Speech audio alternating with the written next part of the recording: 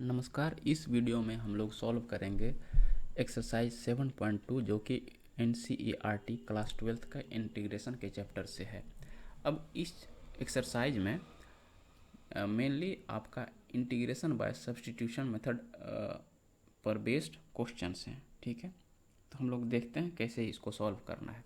और हमारे सॉल्व करने का पर्पस यही रहेगा कि हम लोग एक बहुत ही डिस्क्रिप्टिव आंसर लिखें, जिससे कि हम लोग वैसे एग्ज़ाम्स में लिख सकें जिसमें कि डिस्क्रिप्टिव क्वेश्चंस डिस्क्रिप्टिव आंसर्स ज़रूरी होते हैं, जैसे कि board exams.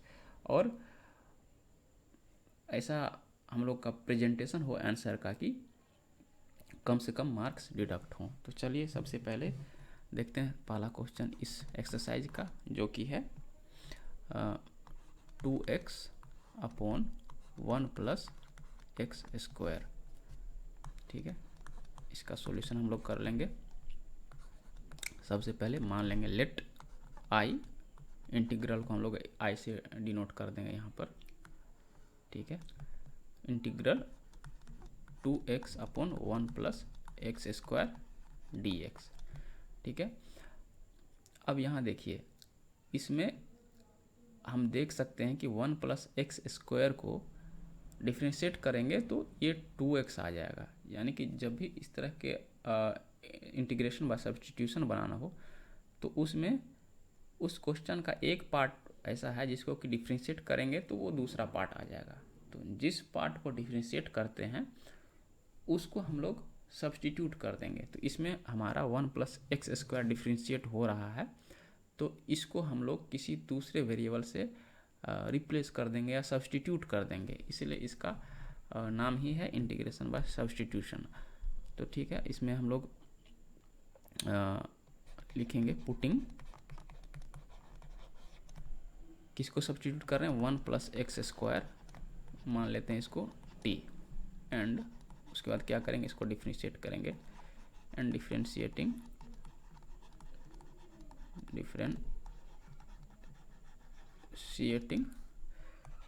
with respect to x we get। ठीक है, अगर इसको हम डिफ्रेंशिएट करेंगे तो क्या हो जाएगा, d by D X of 1 plus X square equals to, right hand side में है differentiation of t with respect to D X, that is D T by D x.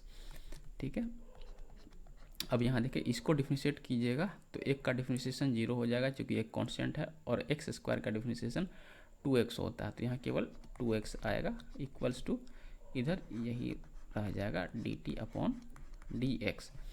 अब यहाँ पर हम dx को लेफ्ट हैंड साइड में लेके आएंगे तो ये हो जाएगा 2x into D x equals to D T.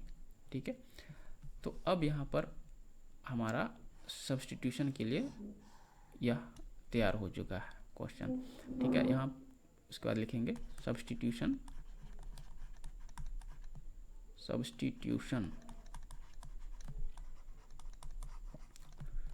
Will give या विल रिजल्ट इन, इस तरह से करके लिख सकते हैं, आई इक्वल्स टू, अब यहाँ पर सब्स्टिट्यूट कर देंगे। अब देखिए 2x dx यहाँ ऊपर में मल्टीप्लिकेशन में है, 2x dx को यहाँ पर हम लोग dt लिख सकते हैं,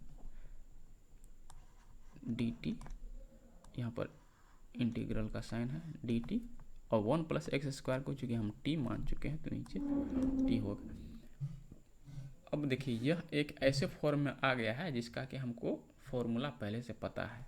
ठीक है, ये 1/x का इंटीग्रेशन का है, तो इसका इंटीग्रेशन होता है log of mod t plus c। ठीक है, यहाँ पर कौन सा रूल यूज किए वहाँ लिख देंगे, since integration of du upon u equals to log mod u plus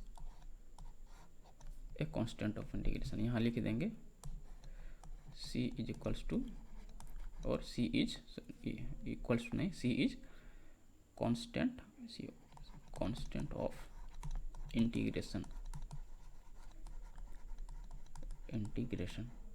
ठीक है। अब यहाँ देखिए यह ऑलमोस्ट सॉल्व हो चुका है। आपको वापस क्या करना है, टी को वापस हमको सब्सटीट्यूट करना है जो पहले वाला इसका वैल्यू है। यहाँ लिखेंगे substituting back, substituting back value of T will give, क्या दे देगा, i इक्वल्स टू क्या आया था, log mod t, log mod t। अब mod t का वैल्यू है हमारा 1 + x², ठीक है, और प्लस c यहाँ ये जो है कांस्टेंट ऑफ इंटीग्रेशन। अब यहाँ देखिए हालांकि ये एक तरह से सफिशिएंट आंसर है, लेकिन इसके बावजूद एक और सिंप्लीफिकेशन इसमें कर सकते हैं, इक्वल्स टू लॉग। अब यहाँ देखिए 1 + x², ये वाला जो टर्म है ये हमेशा पॉजिटिव रहेगा, भले ही x का कोई भी वैल्यू क्यों ना हो। तो इसमें मॉड देने का मतलब ही नहीं है, ठीक है। तो इसीलिए यहाँ से मॉड हम हटा सकते हैं, ठीक है। जो गैर सिंप्लीफिकेशन का ही मतलब है कि जो भी ज़रूरी नहीं है उसको हम लोग हटा दिए, ठीक है। तो ये इस तरह का फॉर्म जब हम करेंगे तब ये हमारा आंसर यहाँ पर आएगा, ठीक है। हालांकि इसमें भी आंसर लिख सकते हैं, लेकिन बहुत टीचर इसको कुछ मार्क्स यहाँ पर डिडक्ट कर सकते हैं, क्योंकि इसको फर्दर सिंप्लीफाई किया जा सकता था इस फॉर्म में, इसलिए ये है हमारा आंसर। चलिए देखते हैं दूसरा क्वेश्चन। हालांकि इस एक्सरसाइज में काफ़ी क्वेश्चंस हैं, हम लोग सॉल्व करेंगे मैक्सिमम क्वेश्चंस बनाने का। अगर कुछ रह जाता है तो फिर उसको बाकी बाद के वीडियोज में सॉल्व करेंगे, ठीक है। अब है हमारा दूसरा क्वेश्चन। इसमें हम लोग को इंटीग्रेट करना है log x का होल स्क्वायर अपॉन x। इसमें भी मान लेंगे i equals to integral log x² upon x, यहाँ पर आ जाएगा dx। अब यहाँ देखिए log x का डिफ्रेंशिएट करेंगे तो 1/x आएगा। इसको और थोड़ा अगर सिंप्लीफाई कर लेंगे, equals to integral of log x whole square into, इसमें लिख सकते हैं dx/x, ठीक है। यानी कि इसको अगर हम डिफ्रेंशिएट करेंगे तो ये 1/x यहाँ पर आ रहा है, तो जो इसको भी डिफ्रेंशिएट करेंगे उसको हम लोग t या दूसरा वेरिएबल मान लेंगे, ठीक है। Putting log x equals to t and differentiating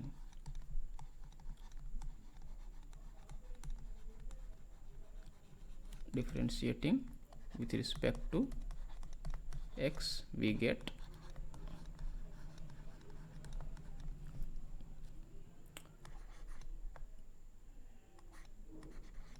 d log x upon dx equals to right hand side में हो जाएगा dt upon dx। This implies that, अब log x का डिफ्रेंशिएशन क्या हो जाता है, 1/x equals to dt upon dx। अब यहाँ देखिए dx को हम LHS में लेके जाएंगे तो क्या हो जाएगा, यहाँ इसको यहीं पर एडजस्ट कर देते हैं, which implies that dx upon x equals to dt। अब ये जो है हमारा सब्सटीट्यूशन के लिए एकदम रेडी हो चुका है, ठीक है।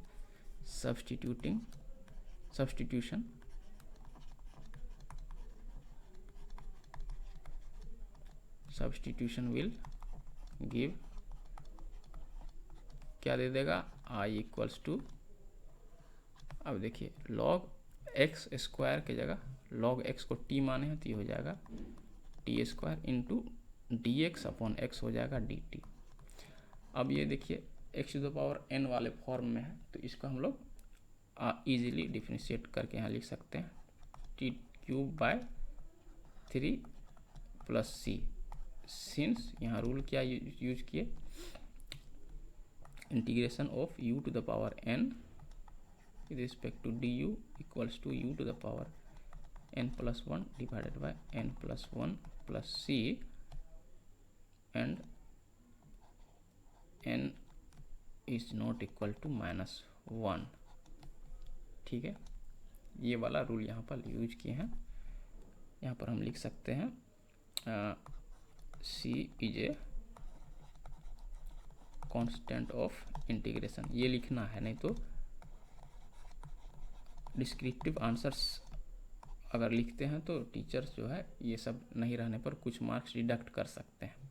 ठीक है, ये हमारा डिफ्रेंशिएशन इंटीग्रेशन एक तरह से हो गया है। अब हमको केवल टी का वैल्यू वापस यहाँ पर रख देना है। ठीक है, सब्स्टिट्यूटिंग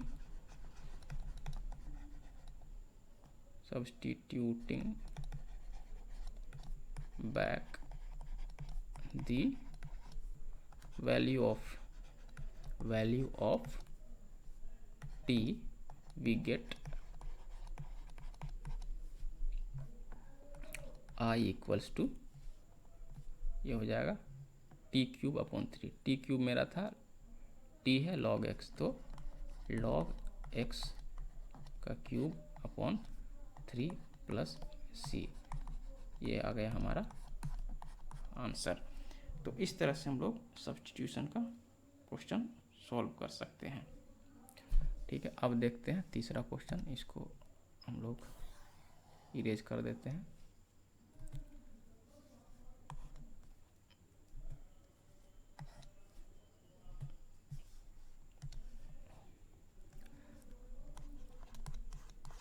तीसरा है 1/x plus x log x, इसको भी उसी तरह से सॉल्व कर देंगे।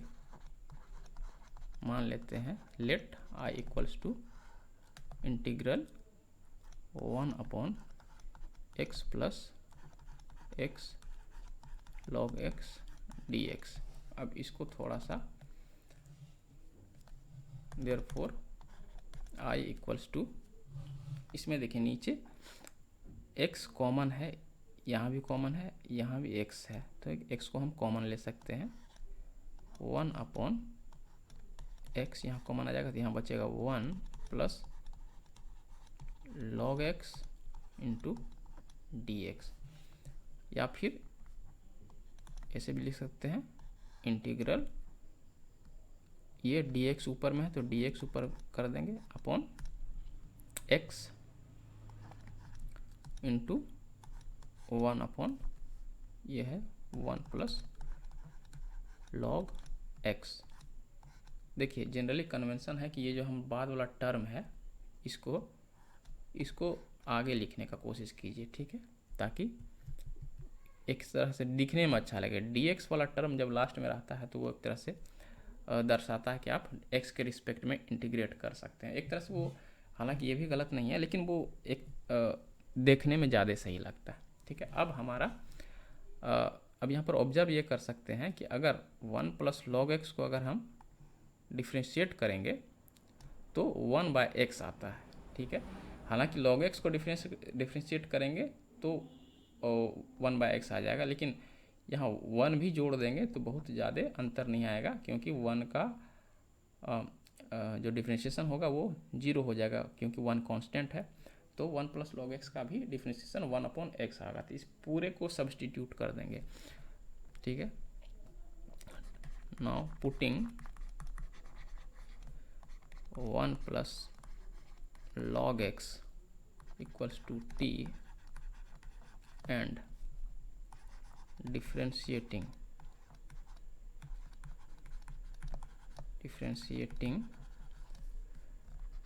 with respect to x, we get, क्या होता है, इसको अगर डिफरेंशिएट करेंगे तो 1/x आएगा equals to dt upon dx। ठीक है, इसको मैं थोड़ा ज़्यादा डायरेक्ट लिख दिया हूँ, क्योंकि ये स्ट्रेट फॉरवर्ड है, बहुत ज़्यादा लिखने की आवश्यकता है नहीं। ठीक है, विच इम्प्लाई दैट अब dx को लेफ्ट हैंड साइड में ले जाएंगे तो dx अपॉन x आ जाएगा इक्वल्स टू dt। अब वापस ये हमारा क्वेश्चन भी सब्स्टिट्यूशन के लिए तैयार है।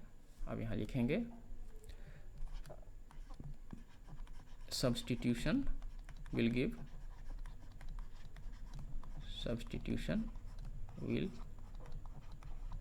give I इक्वल्स टू, अब देखिए 1/1 प्लस लॉग एक्स को लिख सकते हैं, 1 प्लस लॉग एक्स टी है, तो ये हो जाएगा 1/t इंटू, और dx अपॉन एक्स को हम लोग लिख सकते हैं dt, यहाँ से dt, यानी कि this is nothing but integral dt upon t, जिसका होता है log mod t plus A constant of integration. यहाँ पर रूल लिख देंगे, since integral of du upon u equals to log mod u plus c, ठीक है, और c जो है एक कांस्टेंट है ऑफ इंटीग्रेशन।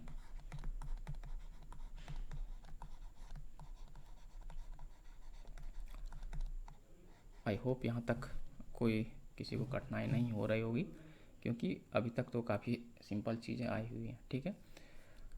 नाउ हमारा क्या कहते हैं, इंटीग्रेशन हो गया है, अब बस सब्स्टिट्यूशन बचा है, वापस हम सब्स्टिट्यूट कर देंगे, ठीक है। Substituting back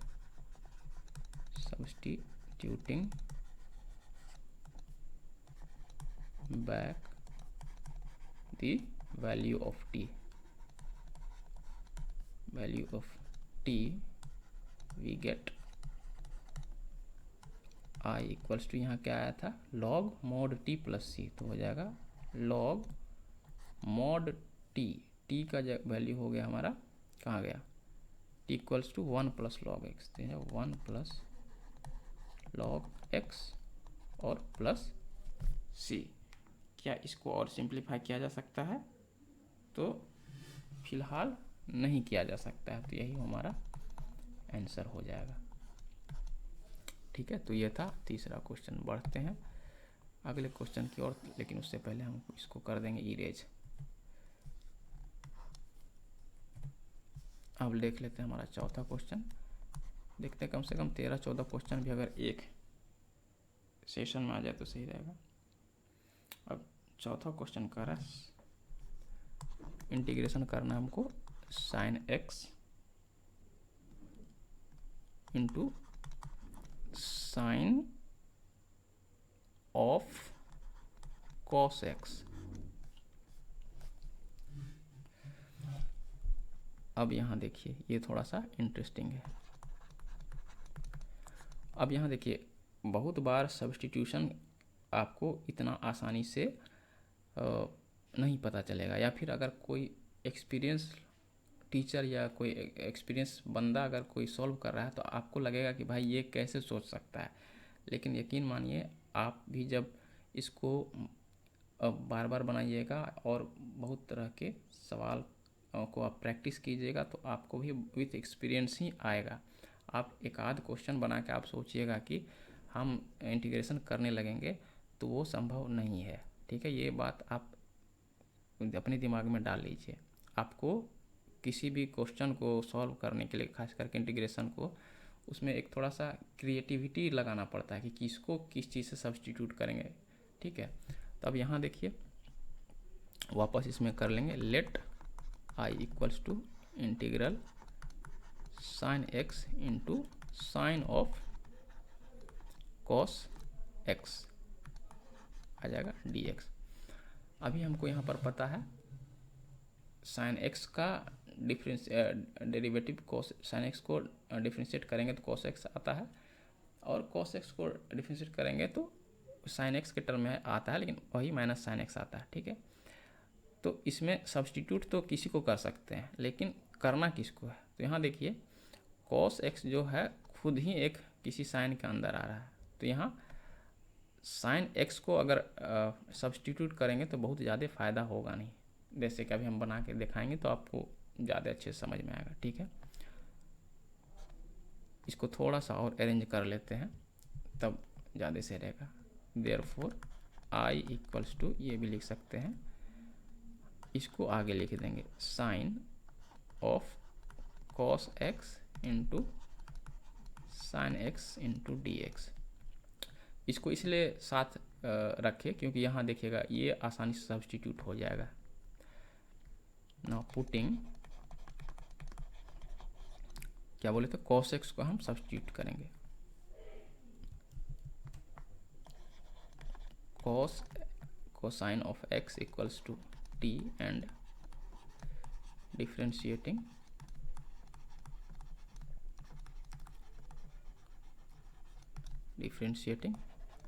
with respect to x we get, क्या मिलता है हमें, cos x का डिफरेंशिएशन होता है माइनस साइन एक्स और राइट हैंड साइड में आ जाएगा dt अपॉन dx। ठीक है, अब विच इम्प्लाइज दैट अगर dx को इधर ले जाएंगे तो हो जाएगा minus sine x dx equals to dt, लेकिन हमको चाहिए यहाँ साइन एक्स dx, तो माइनस के साइन को भी इधर ले आएंगे ताकि सब्स्टिट्यूशन में आसानी हो। ठीक है, sine x dx equals to negative dt या -1 dt कर सकते हैं। ठीक है, अब हमारा क्वेश्चन जो है सब्स्टिट्यूशन के लिए एकदम रेडी है। ठीक है, ये स्पेस का हम यूज करेंगे, लेकिन आप जब इसको एग्ज़ाम में सॉल्व कर रहे हों तो इस तरह का साइड में नहीं कीजिएगा, उसको एक लाइन में नीचे ही करते जाइएगा। ठीक है, आपको वहाँ पेपर नहीं बचाना है, नहीं तो मार्क्स आपके चले जा सकते हैं। Substitution will give, substitution will give क्या हो जाएगा, i इक्वल्स टू, अब देखिए साइन इंटीग्रल साइन कॉस की जगह हम डाले हैं t और साइन एक्स डी एक्स की जगह आ जाएगा minus D T, negative D T.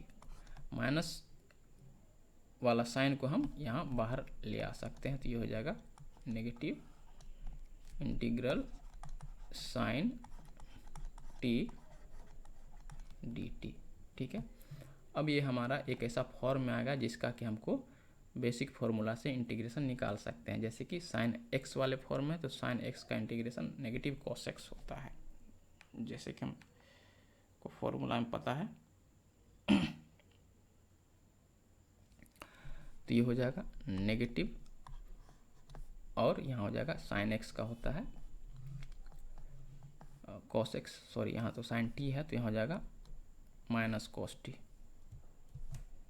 Sign x का होता है इंटीग्रेशन माइनस कॉस एक्स, तो साइन टी का माइनस, सॉरी कॉस टी ना होगा यार, minus cosine of t plus एक कांस्टेंट ऑफ इंटीग्रेशन, और यहाँ पर हमने जो रूल यूज किया वो लिख देंगे, since integral sine u d u equals to negative cos u plus C. ठीक है, इसको एंगल को ब्रैकेट में लिख देते हैं, और यहाँ पर सी जो है क्या है, कांस्टेंट ऑफ इंटीग्रेशन। ये छोटी छोटी चीज़ें भूलना नहीं है, नहीं तो मार्क्स कट सकते हैं। ठीक है, इसको सिंप्लीफाई कर देंगे तो हो जाएगा माइनस माइनस हो जाएगा प्लस, तो सीधे लिखेंगे cos t प्लस सी। अब वापस ये एक फिलहाल के लिए सिंपलेस्ट फॉर्म में है, तो हम लोग वापस जो है t का वैल्यू सब्स्टिट्यूट कर देंगे,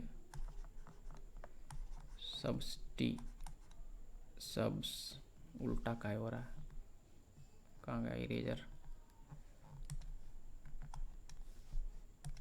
सब्स्टिट्यूटिंग बैक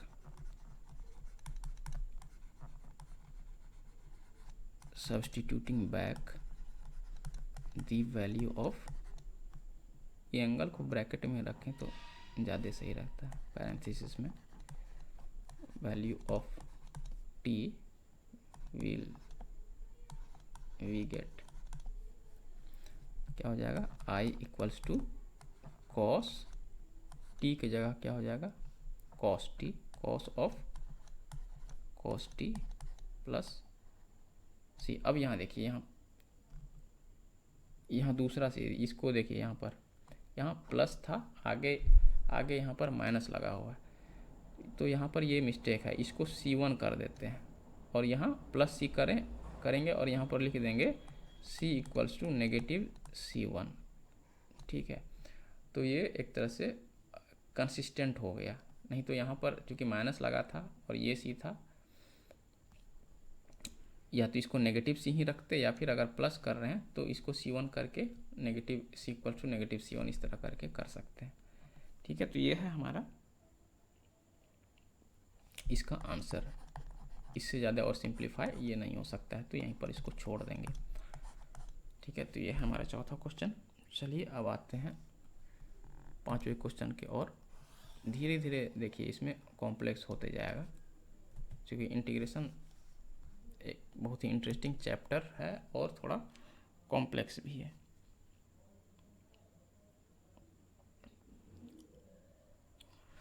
अब यहाँ देखिए, ये है हमारा पांचवा क्वेश्चन। हमको इंटीग्रेट करना है किसको? Sine of ax plus B into cos of ax plus b. ठीक है, इसमें अब जैसे कि काफ़ी ट्रिग्नोमेट्रिक फंक्शन का अगर हम इंटीग्रेशन करेंगे तो बहुत बार हमको जो ट्रिग्नोमेट्रिक आइडेंटिटीज़ हैं उनका यूज करना पड़ेगा, या फिर ट्रिग्नोमेट्रिक सिंप्लीफिकेशन जो है उनका यूज करना पड़ सकता है। तो इसीलिए वो सारी चीज़ें भी आपको आनी चाहिए, नहीं तो समस्या हो सकती है। अब इसको लिख सकते हैं, लेट, यहाँ सॉल्यूशन लिख देंगे, सॉल्यूशन मान लेते हैं, यानी कि let I equals to integral sine of ax plus B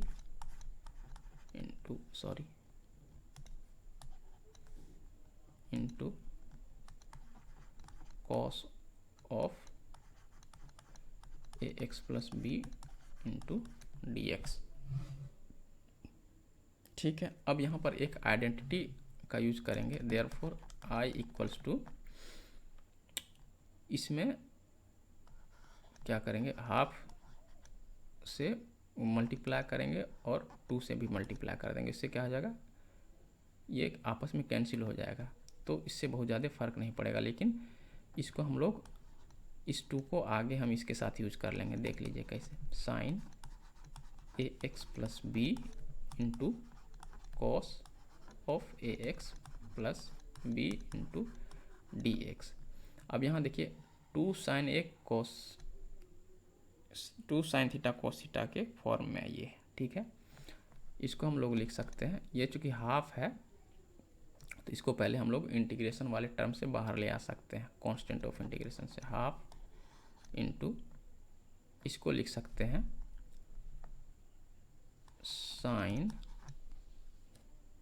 क्या होता है, 2 थीटा होता है, तो हो जाएगा साइन ऑफ 2। अब इसमें 2 थीटा, यहाँ थीटा का वैल्यू ax है तो 2ax प्लस 2b ऐसे लिख सकते हैं। ठीक है, इंटू dx। यहाँ 2 चीज़ यूज हुआ, सिंस लिख सकते हैं 2 sine theta into cos theta equals to sine 2 theta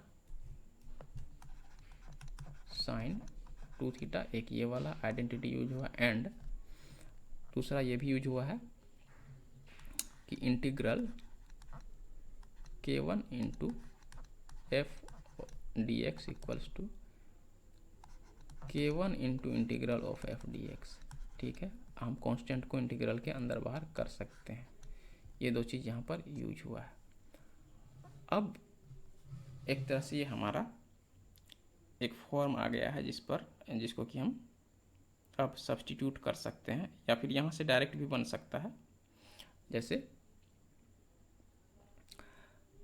या तो इसके बाद इसको हम सब्स्टिट्यूट कर देंगे t से, ठीक है, बिना सब्स्टिट्यूट के भी बन सकता है, क्योंकि हमको यहाँ x का जो कोफिशिएंट है उससे मतलब है उससे बस डिवीजन में आ जाता है। जैसे कि साइन एक्स रहता है, उसका जो भी इंटीग्रेशन होता है, और साइन समथिंग इंटू एक्स, यानी जैसे साइन ए एक्स आता है तो जो भी साइन एक्स का इंटीग्रेशन होता है तो सेम उसी फॉर्मेट आएगा, बस नीचे में डिवाइडेड बाय वो कोफिशिएंट आ जाता है।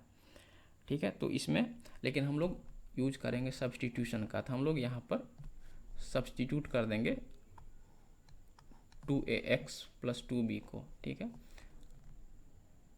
Putting 2ax plus 2b equals to t, and यहाँ थोड़ा सा ये कर देंगे, स्पेस थोड़ा कम पड़ सकता है, and differentiating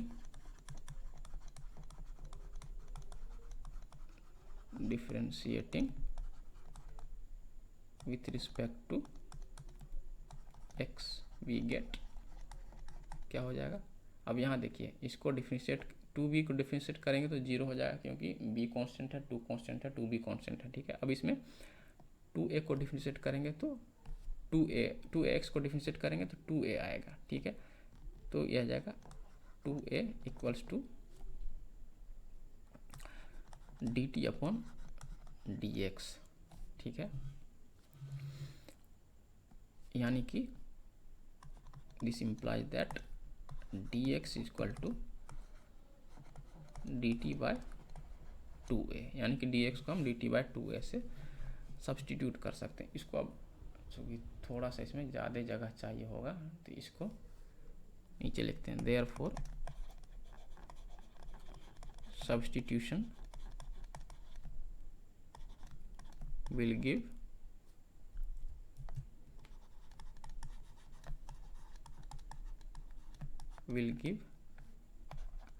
I equals to, यहाँ क्या आया था 1/2।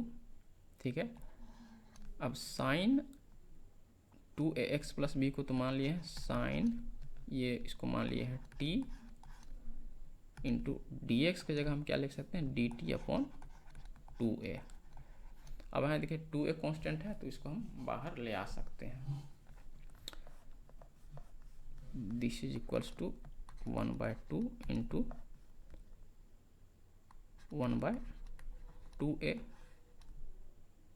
Integral sine t into dt। ठीक है,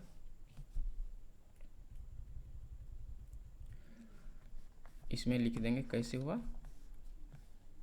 वही कांस्टेंट को बाहर ले आए हैं तो वही वाला लगा देंगे rule, since integration of constant into f d x equals to constant into integration of f d x.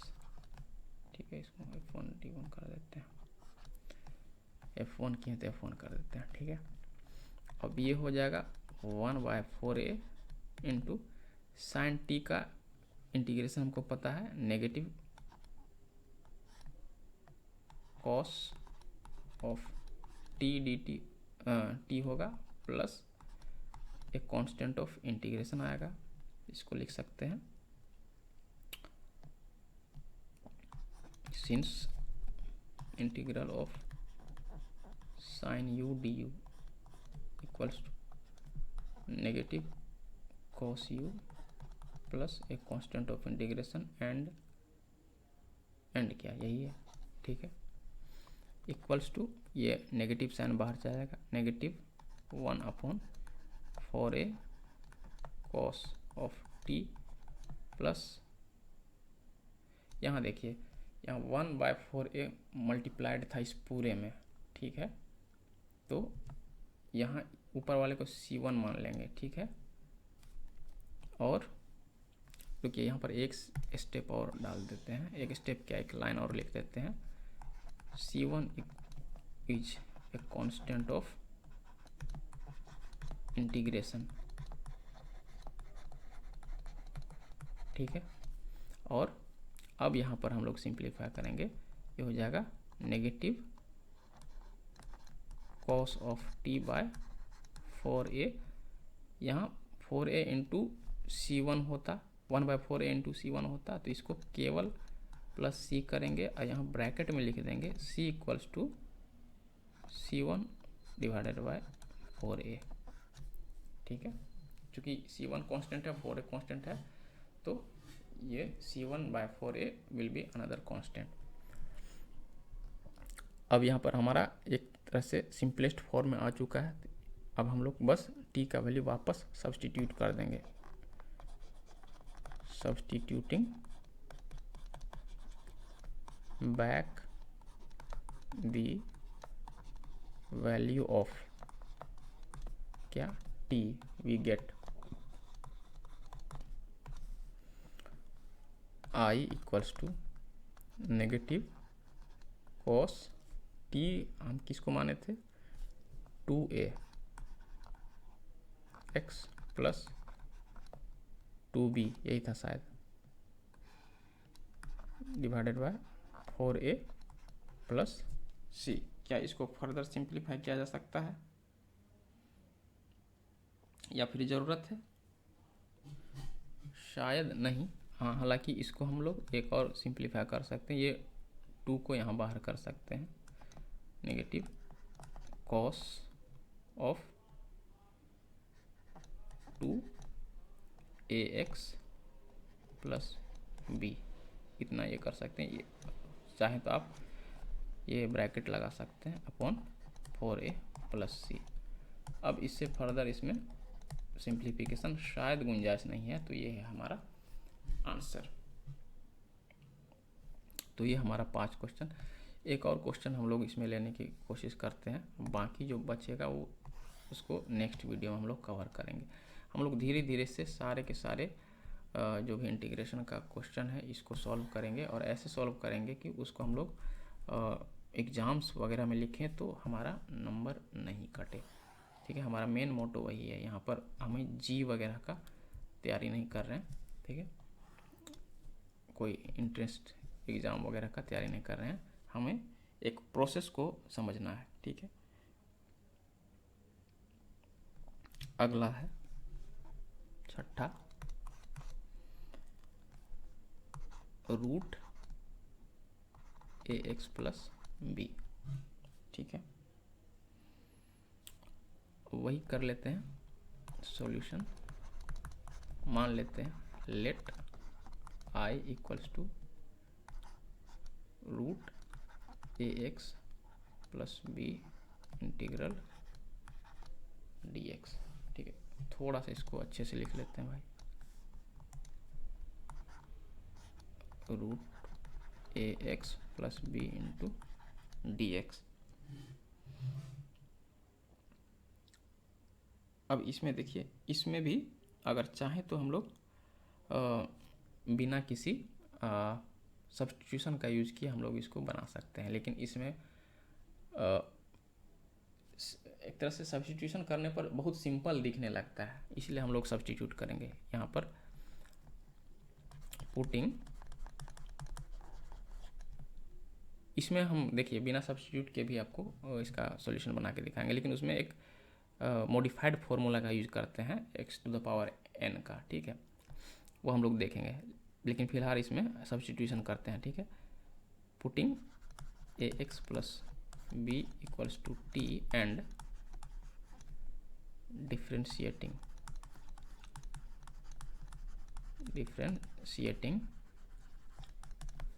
with respect to x we get। ठीक है, क्या आ जाएगा यहाँ पर केवल a बचेगा लेफ्ट हैंड साइड में, a equals to D t upon d x, और हम लोग लिख सकते हैं और which implies d x equals to D t upon a. ठीक है, अब हम लोग सब्स्टिट्यूशन के लिए रेडी हैं। सब्स्टिट्यूशन विल गिव, सब्स्टिट्यूशन थोड़ा सा अच्छे से लिख देते हैं भाई, जब लिख ही रहे हैं तो।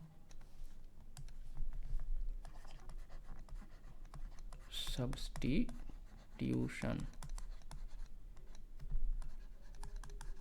will give I equals to integral root a x plus b को हम माने हैं टी इंटू, अब देखिए डी एक्स का वैल्यू क्या हो जाएगा हमारा D t upon A, D t upon a, ठीक है। इसको हम लोग इस साइड में स्पेस बचाने के लिए इधर लिखते हैं, इक्वल्स टू, ठीक है। यहाँ पर हम क्या करें 1/a यहाँ पर जो है, या डिवीजन में जो ए है, ए चूँकि कांस्टेंट है उसको हम बाहर ले लेंगे, जाएगा 1/a इंटू इंटीग्रल, अब रूट टी मतलब t to the power 1/2 dt। अब यहाँ पर रूल कौन सा यूज किए हैं, सिंस वही कोफिशिएंट वाला, सॉरी कांस्टेंट वाला, constant into a function dx equals to constant into integral of function, क्या हो रहा है, f1 dx, ठीक है। f1 is a function of x, ठीक है। fx x से लिखना था, f1 x या fx लिखना था, लेकिन हम वो x वाला टर्म यहाँ हटा रहे हैं for the sake of simplicity, ठीक है।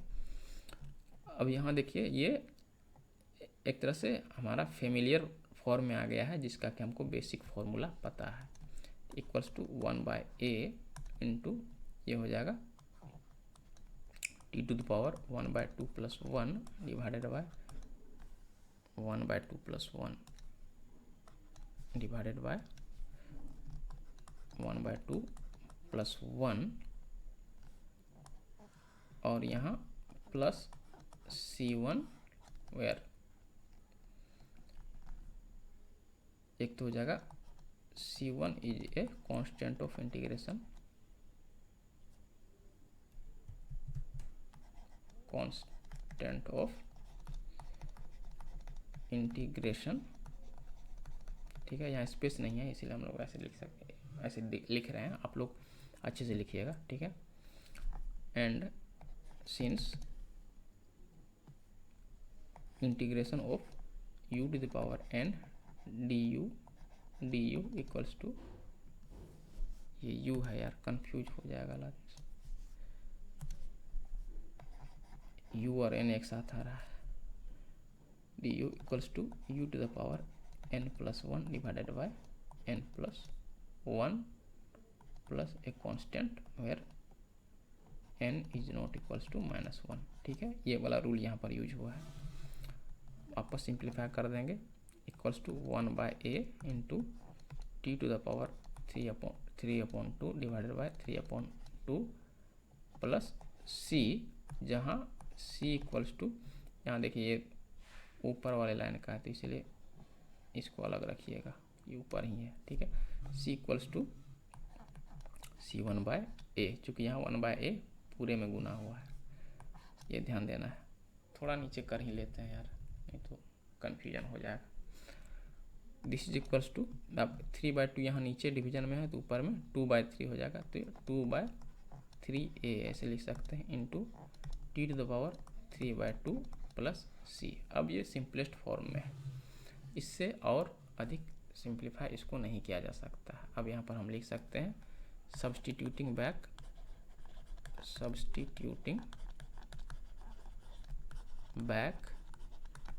the value of t will give, क्या हो जाएगा, i इक्वल्स टू 2/3a, अब t क्या था, ax प्लस b था आई गेस, हाँ ax plus b to the power 3/2 plus c। क्या इसको फर्दर सिंप्लीफाई किया जा सकता है, आई गेस इसको सिंप्लीफाई नहीं किया जा सकता है, ठीक है। तो यही हमारा आंसर हो जाएगा। अब इसका देखिए बिना सब्स्टिट्यूट किए भी बनाया जा सकता है, क्योंकि एक जैसे हम लोग जानते हैं कि integration of x to the power n with respect to x क्या होता है, x to the power n plus 1 divided by n plus 1 plus c, और of course n should not be equal to -1, ये तो condition है ही। इसी तरह से एक तरह से रिलेटेड फॉर्मूला है जिसको कि डायरेक्ट हम यहाँ पर यूज कर सकते थे। Integration of a x plus b to the power n d x equals to, इसमें भी ऊपर तो वही हो जाएगा, ए एक्स प्लस बी ही रहेगा, पावर में वही हो जाएगा n प्लस 1, ठीक है, डिवाइडेड बाय n प्लस 1 तो आएगा ही, लेकिन इसमें मल्टीप्लाई क्या हो जाएगा, इनटू